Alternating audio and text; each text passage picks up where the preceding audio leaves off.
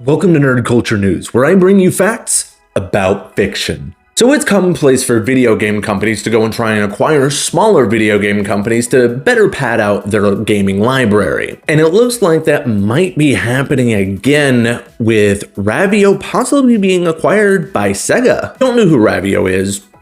I didn't either, but that's the company that made Angry Birds, and it looks like Sega wants to acquire them.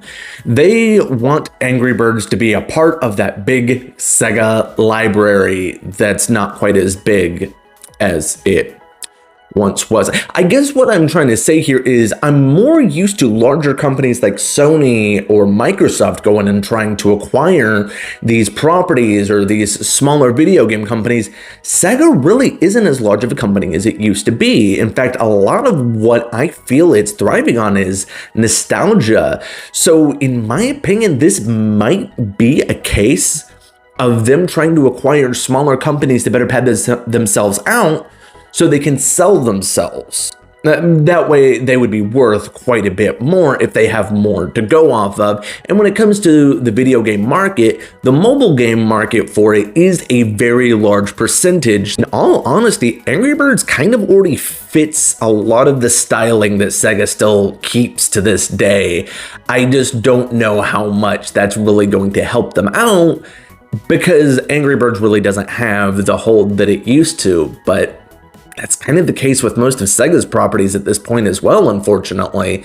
It feels like they're primarily just a Sonic the Hedgehog machine. So maybe they'll pad themselves out with a few other smaller companies, make themselves a nice package, and go and be sold off to a company that's a bit more ambitious than Sega has been over the past few years. It's Power Rangers week, and with that, I'm going to give a suggestion of the Boom Studios Mighty Morphin Power Rangers comic book. I understand that a lot of people are a little bit weird about being into Power Rangers when you're an adult because it's a show that does primarily focus towards preteens and young kids.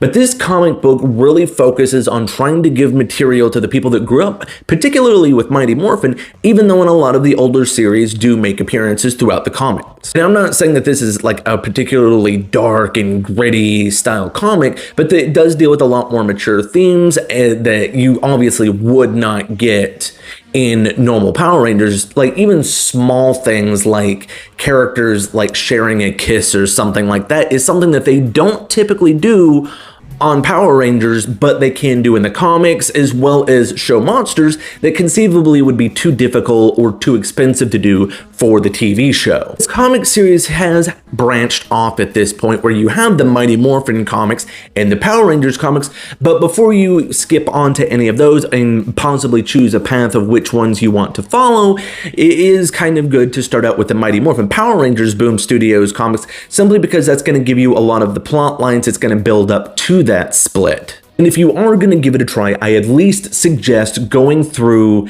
the first storyline that brings in Lord Drakkon, because before then, it does kind of feel a little bit like fun filler, but it does lead into a much larger story with Lord Drakkon doing, Shattered Grid and other storylines that involve him.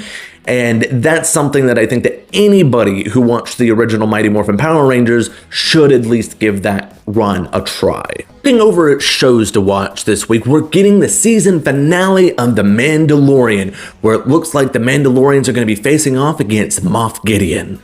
I don't think that this was one of the strongest seasons of The Mandalorian. I would say the only one that it's better than is the Book of Boba Fett, which technically is a Mandalorian season, but kind of is at least a half one. But I will say last week's episode was one of the strongest episodes I've seen probably since Luke came back. Hopefully this season finale is going to really give us something amazing to work with, because it could be really amazing. It could just be more precursors talking about how Thrawn is coming and how that's going to lead into the Ahsoka show and eventually the movie that they announced, which I'm excited for all of that. But I do like at least a little bit more containment in the shows that I'm watching, instead of it feeling like I need to watch every single part, so that way I can understand like even the most basic of stories in the show. Even though I know I'm gonna watch all of it, it's still a little bit cumbersome because I know that that's going to deter a lot of fans. Coming this Wednesday, we have Mighty Morphin Power Rangers, once a Ranger, always a Ranger. And I'm very excited about this. I know it's just gonna be a little special, like under an hour, still over 30 minutes, and we're gonna be seeing some of the old Rangers come back, particularly one of my favorite Rangers of all time, Adam Park, played by Johnny Young Bosch, but a good collection of some of the people from the original series. And I know that this is going to be a little bit sad that we're not going to be able to see JDF or Amy Jo Johnson in this, but I still think that this is going to be really good because we have people like David Yost coming back that we have not really seen in Power Rangers since, I believe it was Zeo. So this is going to be really nice to actually have a little bit more to work with some of those characters we haven't seen, as opposed to only having a focus on people that have come back quite a few times in the past. And in this special, it's looking like Rita Repulsa is coming back in some form of a robot form thing, so we'll see how that works out. But I don't think that it's going to lead to anything bigger in the Power Rangers mythos beyond just having, you know, some fun things are going to lead to like SPD. I don't think that this is even going to connect with the upcoming Cosmic Fury as much as I would like to see that happen. This is a very exciting thing for me because it's something Power Rangers that's directed specifically at the adults that grew up with Power Rangers, which is why I also enjoy the comic book. I don't normally talk about politics on this channel. It's not really something I like to do because I'm always worried more about how it's gonna eventually just turn into a whole mess, because when you start talking about it, people start attacking you. But this story had to be talked about. Last month, when everyone was freaking out about TikTok saying of how it's gonna get taken down by the government, and they're freaking out and looking like idiots trying to question the creators of TikTok, Pentagon secrets were being leaked out, and they're freaking out behind the scenes, trying to figure out who this is. Is this some type of like revenge thing? Did somebody hack their system? It was a Discord server. A Minecraft Discord server of all things. It's just some dude calling himself Jack the Dripper. Jack the Dripper was chasing Discord clout and leaking information online. I don't know about you, but it kind of just makes me laugh.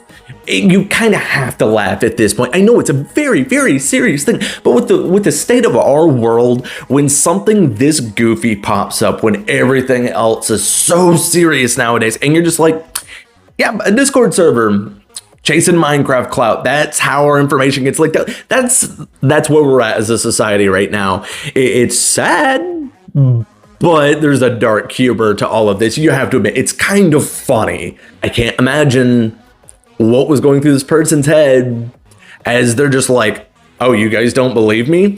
Here you go. Here's some very important information for you. I don't know. I think it's kind of funny. It really is, for how everyone is freaking out over so many ridiculous things, and Minecraft is going to be the thing that takes down the government. That's where our society is going right now. So yeah, if you're ever looking for, you know, some hardcore facts about our government, don't look to the news, look to Minecraft. So thank you for watching my newest episode of Nerd Culture News. I hope you enjoyed it. If you did, give me a like. If you didn't, that's cool too. You can give me a downvote. Downvotes still count as votes, am I right? And if you do want to actually see more of my videos, I post Monday through Friday. I will also be really happy if you go and follow me. Give me that subscribe, you know, comment, tell me what you think, things that we could improve on, things you would like to talk about. But as always, have yourself a beautiful day.